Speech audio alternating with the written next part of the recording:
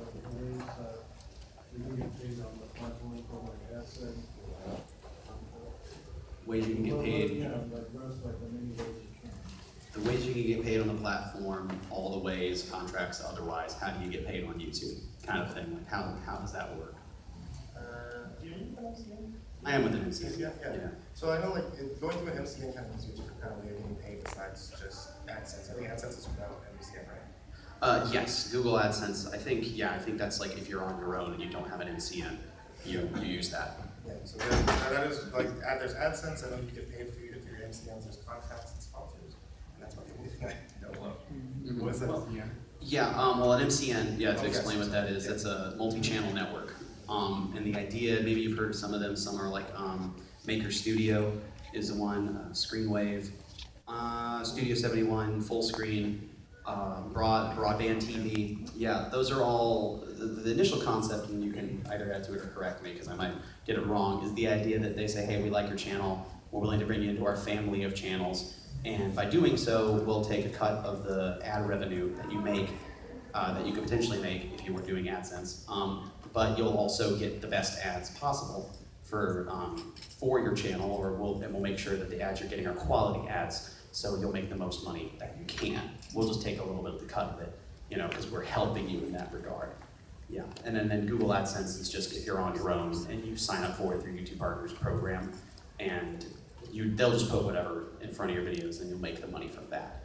But There was a thing also, if you didn't have, I mean, this is not really about like making money, but when it comes down to, if you want to turn your AdSense on or qualify for having your AdSense turned on, then the debate of whether you should turn it on or should not turn it on. If you don't turn it on, it's not actually that no ads run in your videos, it was actually that you opt out of just receiving your content. That was actually a thing. They will run ads on your videos regardless. If you don't turn it on, they're just like, okay, well, we keep 100% instead of, I don't remember what it is. well, YouTube takes, I think they take 50% right off the top. Like 40% right off the top. Then they're not that good. They're gonna take 50. So okay, 40% right off the top, no matter what, and then the 60% left is between either just you or you and your MCN. And it's worked well for me to have an MCN because for me, they've done more than just putting, getting the ads on my videos, but sometimes they're targeted ads based on the content. Sometimes it's just the services they offer. I'm trying to remember, I had a good one that was actually particularly helpful that they had with, but it's slipping me at the moment. But MCN's not for everyone. It's not something that everyone has to do. You can totally go on your own and sign up for the Google AdSense and make it happen that way. And I know plenty of people do. Oh, I remember what it was. In MCN, if you have a copyright issue, at least for me, I've had the one I had fights for me in a way. They'll claim my video on behalf of their studio. So if there's a false claim going on, they can step in on my behalf and try to work through that for me. At least that's with mine. That's not all of them. That's my knowledge. Yeah, I mean, like, there's if you have a good one, they should be. You're like, yeah, all the good ones should be helping you out in the channel. Yeah, the idea is that the MCN should care about the channel that you have because obviously you're making them money too. Yeah, and you're making them money just for doing what you were doing. You're making them money just for doing what you're doing anyway. Yeah. So, like, they should want to keep you productive, keep you profitable, so they can make some money as well. We're currently still on AdSense. I know there's a threshold with that, but that's more like The threshold on YouTube, you have to have like 1,000 subs, I think, is that what it was? Or is it 1,000 minutes? No, you need to have it's 1,000 subscribers and 4,000 hours. 4,000 hours watched a year. Okay, oh wow, that's a lot. I mean, Exactly. to me, that is a lot. That's a lot of people have to watch. So you need 1,000 subs and 4,000 hours of people watching you over the span of the year to qualify to get AdSense. And there's also a threshold for income earned. Income earned. Yeah. Okay, I think it's probably like $20, right? 100. Whoa. Yeah. Oh, okay. Wow, really? 100. It's rolling though. So Okay. yeah, I remember. It doesn't just go away. That's not true. So you can put in the option of what you want the bid to be. They're saying you're making a lot, and you don't have to get like 100. You get your 200. So that way you're Okay. paying enough. You can set your threshold too. And I've reached the point now where I'm paying it every month. Nice, cool. Okay, well, that's a good question, too. What else? Let's keep getting to all of them here. Yes, sir, right there in the back. I'm going right at you. American shirt. Yeah, American. Well, I know everybody's got different preferences on this topic or whatever, but for like YouTube channels that are like stationary, like you're set up like you are for a panel right now versus a channel that somebody's actually going out and doing interviews for their content, like what were some of like your preferences for like setup for lighting, setup for the right kind of camera for that situation, like are different brands of different cameras to shoot or whatever, to see like what in your experiences what works for you the one that Like so equipment, Yeah. things like that, the kind of videos would do what we need, what we're looking to get, things like that. For me, it is just stationary. I just have me and a camera, and for those who haven't seen me before, I literally just put a camera on a tripod, and I put a microphone in front of me. It's actually like a Sony Handycam. Like it's a 4K Handycam. It's not a DSLR. You know, it's just a nice Handycam from Sony. And then I have a nice microphone, Shure SM7B, plugged in through a preamp called a Scarlett 2i2 or I2. I think it's 2i2, and it plugs right into my computer. I used an Adobe Audition, older version of Adobe Audition that's not even supported anymore. It still works just as fine. Record through that. I have Sony Vegas as my editor. That's also a very old version that's now defunct, but you can find it online for free because they don't support it anymore. And that's how I make my videos. It works for me too, and I have a single light on top of my camera, and that's what I use right now. Prior to where I moved, I used Philips Hue lights, which you can use your phone to change the colors of the lights. And I had those in my room. That was a cute setup. I can't do it in the room I'm in currently, but it really depends on the kind of video you're wanting to make, and also, I mean, it can be as extensive or as simple as you want it to be in terms of lighting. What are you trying to achieve with your video is what you should ask. And then, depending on what you're wanting to achieve, then look into what you need to make that vision become a reality. Because you might need a lot more than a simple video just sitting here talking to a camera, where you just need maybe 2 lights, you know, to fill the background and then hit your face nicely. So, but if you're looking to do a music video, something maybe a little bit more involved, or just a video that's, you know, lifestyle vlogging kind of esque, like look at me climb this freaking mountain, look how cool I am, then you might need a little more, maybe a drone or something like that. There was one thing I wanted to add on, and like, I don't know if like you might like totally agree with this or not, but one of the things like your setup and mine actually isn't too different. A lot of things like you mentioned, like things you can get online for free because it's not supported anymore. It's the same stuff I do like Audacity and Sony Vegas and old Photoshop and stuff like that. Yeah. After Effects, all these ones that are older versions you can get online for free.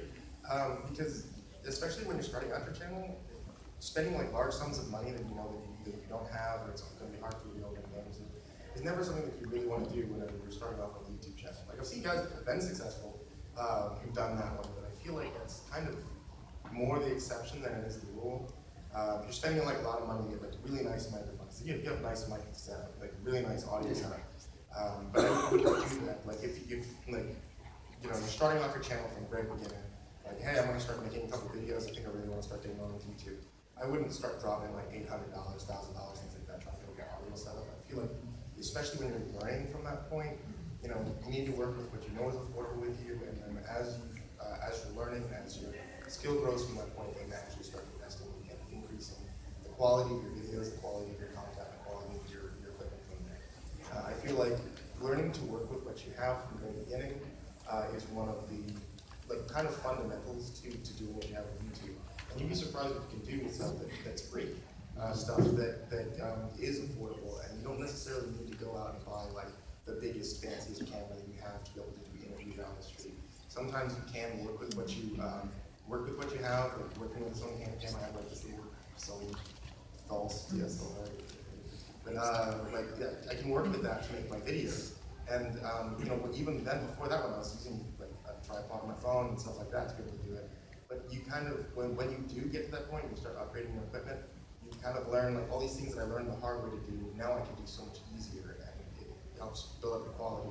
But as opposed to like now trying to learn how to do the easy thing and using all these other functions you don't quite understand just yet. Yeah. And to add on to that, good equipment, great equipment, excellent equipment is not going to save a poor or mediocre performance. Like, it's just not gonna do it. People will read through it immediately, and if anything, it'll just really focus in on microscopically how bad or poor the performance is. So whatever you're trying to do, you know, good equipment's not gonna save it. People can look past, you know, equipment, you know, that's not so great if they see something really good there, and they see what you're trying to do. You don't need the big studio budget or the big equipment to make it happen. But if you're not doing well in what you're trying to do, even the best equipment in the world isn't gonna save you. It's not gonna save your channel. It'll just make it more apparent that it's not that good. Yeah. More questions? You want to follow something? I would like to ask, like, what's your direction in your audience and see what there's like your blogging, but if you run out of things to say, or if it's like a video game and you're too focused on the game and you can't really talk too much, like, what is like the best way to like, you know, keep it interesting, as far as like editing it or like saying something, like having something to say? Yeah, she essentially is saying, how do you keep your audience engaged on YouTube, or if you're like playing a video game or streaming, how do you keep your audience engaged if you're not talking, and things like that. What do you have to add to that, Spike? I'll tell you one thing. If your audience is there and they're watching, they're interested in you, your content, personality, and those levels. So I mean, they're already like they already came in because they want to be engaged with something there. I haven't done too much on the video game side, so I'm trying to think about like how exactly you can do that whenever you're streaming. I honestly don't know too much about this one. All my stuff is kind of pre-recorded, all pre-recorded audio. Too sure. I know evaluating, like you have your analytics that are there to be able to help you stream and watch videos, where you're losing engagement and where you need to improve your performances or possibly edit different kinds of jokes or dead time, dead air, things like that out. On a live stream side, I'm actually not too sure how you can manage to keep, if you're not like interacting yourself, it's very hard to keep people engaged. Yeah, I also. But I do like to, you know, record to edit videos. Record, yeah. For like 30 minutes and try to keep my video around 10 minutes. So I don't want it like too long, you know, a game video, just to keep people interested. So I'm gonna like, I would try, you know, just like cutting parts to the parts where I just talk and not to parts and cut out the parts don't play. But sometimes like, I feel like I'm cutting out some interesting stuff. So I really don't know what to do. No, I can sympathize with that. When you're editing, how do you find the best possible parts of your edit, whatever it may be, video games, playthroughs, or otherwise, vlogs? How do you keep the best parts out and remove the parts that are unnecessary? You know, and then sometimes you get into the rabbit hole of when you're editing, like, oh, all of it's good. Like, there's this part, there's so much here that I need to add to tell the story, or to have one joke later land, or something like that. I think that comes from finding your own style explicitly. Like when you're editing and you're taking all the time to keep going, like, what is your appeal? You know, like what is good about you? Why would people want to watch you? What's something neat about you? Like, I think part of my appeal, if I'm analyzing my channel from an outsider perspective, I can do it. It's I look particularly nerdy and kind of goofy, and I have a big beard, and so I'm a big kind of person, so when people see me, I'm unassuming. I have a very soft face, so whenever they see me trying to sing a song like, I don't know, Bang Bang by Jessie J, like, they go, this guy's gonna sing that? That's the first thing they think when they see my face, but that's the point. Like, that's, if I'm looking outside of myself, when people see me, there's just this unassuming quality to me, so I'm like, okay, they don't think I can do this, and then I try my best to do it, and it comes out well sometimes, and people are like, wow, I had no idea he would do that. So it's like playing on people's ability, you know, presumptions that they make in an instant based on how I look. What is yours? You know, if that's exactly it. More rhetorical at the moment than anything, but like, that's something to think about, is why would people want to see you? What about you is the thing that is interesting or unique, or if you can step outside of yourself, tell a friend, tell someone you know, or family member to like come and watch you, is like, what's special about me? What's something I can lean into that would make people want to stick around and see what I'm about? And then edit to that, work around that. Anything else you want to add to that? Oh, that's a really good answer. Okay, what other questions we got? Yes, sir, the Captain America outfit. All right, so I guess we're going back to, I guess you mentioned juggling the different aspects. Yep, of that's YouTube. right. Yeah. Exactly. What do you feel is like the biggest like motivator for you to like just keep going on with your like channel, like doing what you're doing? Because sort of like how you mentioned, y'all got our 9 to 5. Kidding. Partially kidding. Yeah, like, I guess especially like in the beginning, because you mentioned how we all have our 9 to 5s, and you know, some days I really don't want to do this, like say that hey, we sort of like end up pushing it back. What did you feel was like, I guess, yeah, the biggest motivator for you to like really push forward? I'll answer that, and then Spike can follow up on that. I think when I started doing my channel, you know, I was working sports production over for my college, and prior to that, I was still just singing for fun and uploading really poorly done videos, but I really enjoyed them. I was a big metalhead back in the day, so I would upload videos of me singing rock band songs, metal songs that were on Rock Band, and I would just put a camera in front of me and go, and I'd be playing like the guitar lick that's from Rock Band, the bass part. So it was something I did because I loved doing in between school and college. And when I got to college, I had sports production. So every day it'd be like, I need to go edit this footage of this basketball game, or I need to run replay for a football game. I need to go underground, run the sound and the audio visuals. And it's one of those things that I loved doing it because I was passionate about it and I wanted to share it with like-minded people. So the motivation initially starting out was just this idea of I loved to create, I loved to make it. I wanted to share this passion I had for making music and covers. Actually really do love doing covers, and wanting people to hear my take on it. But not only that, I wanted to hear what was in my mind, what I envisioned in my head. I wanted it to actually be something I could tangibly listen to in front of me, if anything, just for my benefit, because I wanted to see it. I wanted to hear it come to fruition. So I made, before my YouTube channel ever started, I made a 24-song Taylor Swift cover album, like of just all Taylor Swift material. And none of you have ever heard it, because I didn't release it when I was doing my, yeah, I did that. But I did it because I wanted to. Like it was, before anything happened for me on YouTube, it's just I loved her music. I knew how I wanted to sing her stuff. I had cool ideas for each song, like sometimes from a male perspective experience, because she writes a lot of songs about falling in love or whatnot. I feel like I just told y'all something. Oh, I love country music and I like Taylor Swift. No one judged me too hard. I did it because I love it. And so one of the things I lay into for people when starting a YouTube channel is make sure you're passionate about what you do. Make sure you love it. So when you come home from the 9 to 5s and you're tired and you're worn out, that's your respite. That's your place that you go and get revitalized. And you feel energized again to be yourself, to be what, your identity that makes you who you are. So it's not hard to try to start the YouTube channel or continue making videos because it's something that you enjoy doing. If you set out from the beginning making a YouTube channel, it's funny that the panel's called how to make it on YouTube, because I think part of making it on YouTube is to try and not make it on YouTube. Because by trying to make it on YouTube means catering to YouTube's rules. And I think part of maybe you have the same experience that I do, but I know for me, YouTube, this whole thing that happened for me, the 800K subs and up, was an accident. It was just me doing what I was doing, and then I had a hit that went viral and then died in a week. But then I kept running with it, so I kept doing what I wanted to do, and I just was like, I'm now having to learn to disassociate the job career aspect of YouTube from the I love doing this. Remember, Caleb, you actually like doing this? Remember you made a 24-song cover album of Taylor Swift? Do you remember those days, Caleb? You did that because no one was watching. You did it because you wanted to hear it and you wanted to share it. You remember that? That's what I'm having to get back to, because now I'm the guy who's I made it on YouTube, and I have to keep making it on YouTube. It's no longer just this passionate, innocent thing that I loved. It's this thing that makes me money and provides for my family, and passions and other things that I want to do. So it has a fundamentally different role in my life than it did before.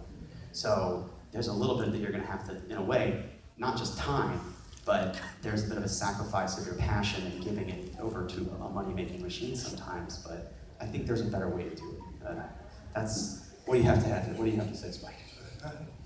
I forgot what the question was.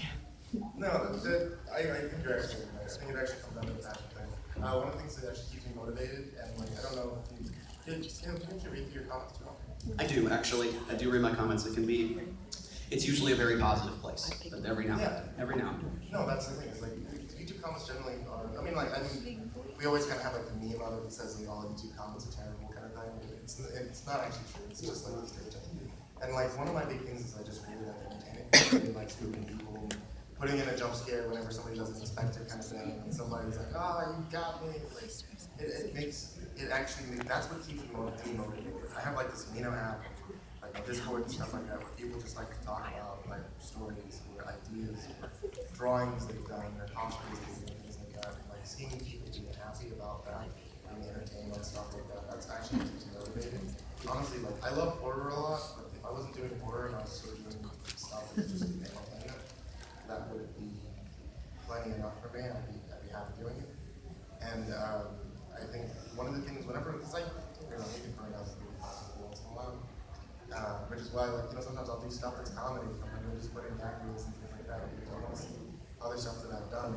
But like, one of the things that really kind of gets me going again is going through my comments, remembering the stories that they're talking about, and then seeing what they liked about it, or seeing what they were interested in the video and things like that. Because that's the thing that helps me kind of for me. It's like, oh yeah, dude, you really like that one? I bet you I could probably find another one that's like that one and see what some of my friends have been writing and see what they've been working on. And like those are those real kind of things that kind of get. Even like working with writers and things like that, where it's like, yeah, they're putting out a new book. Like, yeah, you guys see like I'm working on a new book for this one. And then I can be like, oh, let me take a look what your book is when it come out. So they will help you get sales of the book and stuff like that. Make them happy about like being able to boost them up. And those are kind of things that are able to keep, you know, like seeing positivity from doing stuff like this, doing these comments, and actually like meeting people that are happy about you know, seeing things that are on the channel. I mean, it's a little bit difficult to kind of like see that one when you're first getting started because you don't get a whole lot of comments when you're in the beginning. And in all honesty, man, like I can tell you, like I was thinking about quitting doing this like I think 2 months or so when I was getting started with this. But just seeing that I had like 4 comments on videos saying like, hey, that was really cool.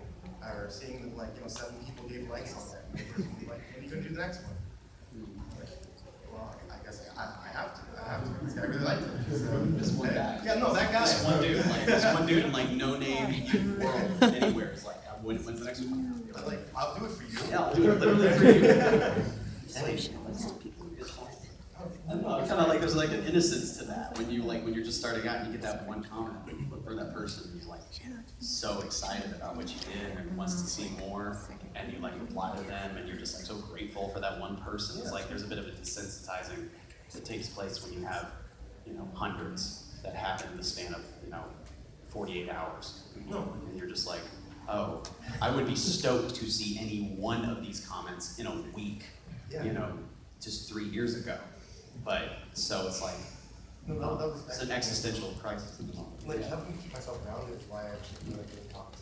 Is because like, you know, especially once you start seeing like numbers just start going everywhere. And then like after a while it's just like, oh yeah, their numbers fluctuate, numbers do this. Yeah, you start looking at it like Yeah, it's people. but it's not, it's people. No, it's 100%. It's always been people. Yeah, It's never not been people. like- It's just when it's your job, you look at it fundamentally Yeah. differently, and all of a sudden there's a compassion. It becomes numbers. It Yeah. becomes anticipating. It becomes preparing. It's like, Trying to manipulate numbers and you forget about that, manipulating like, well, what do people kind of think?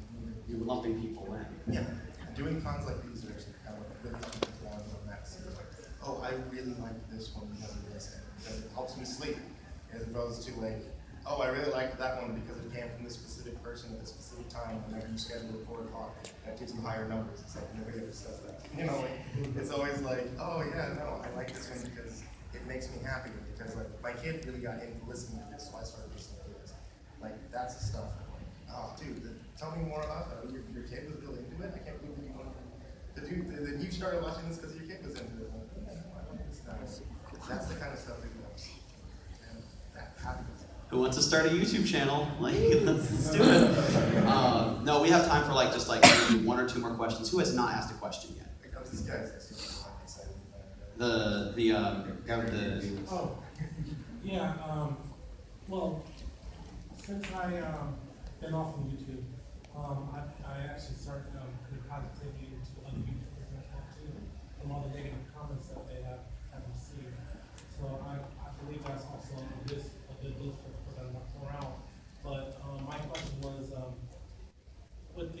outro music, monetizing, how do you really get past that, even though if you try to end music as well too? Or, should I start creating my own type of music as well to make like outros and intros as well too? How do you get past the monetizing? If your outro music for a whole like 10-minute video is being claimed and they're claiming your entire video, use royalty-free music. I promise you, like just because you're using a song you love that's copyrighted and you personally think it makes the video, I promise you people will notice the difference. Just use royalty-free. Yes, I mean, there's a lot of resources. I mean, even like Muji's, he's gonna be here, and like he openly says like as long as he has credit on it, like he's totally fine with anybody using like bits of his music and clips of his music and stuff like that. If you ever needed to use any of those kind of things, there's a lot of resources online to just use royalty-free music. I mean, even if you're like really electronic music, I know there's even like there's other YouTubers you can like, search for that are royalty-free music. They make music for you to be able to use for that purpose. All right, let's get two more questions. People have not asked a question yet. Glasses, yes sir. How difficult is the editing process for most of them to put together?